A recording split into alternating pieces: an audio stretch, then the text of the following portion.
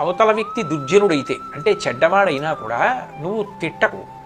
ఎందుకు తిట్టద్దని చెప్తున్నారంటే లోకంలో కేవలము దుర్జనుడు కేవలము సజ్జనుడు అని ఉండే అవకాశం ఉండదు.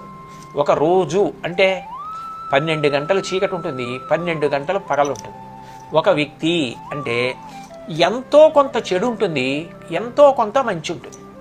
అంతా మంచే ఉంటుందని చెప్పడం కష్టం, అంతా చెడే ఉంటుందని చెప్పడం కష్టం. మనం చూడడంలో ఉంటుంది. మీరు చూడండి, కొంతమంది మాట్లాడుతున్నప్పుడు ఎవ్వరిని నింద చేయరు. మీరు ఎవరి గురించి ప్రస్తావించండి, ముందు వాళ్ళల్లో ఉన్న మంచి గురించి మాట్లాడతారు తప్ప అసలు చెడు గురించి మాట్లాడరు.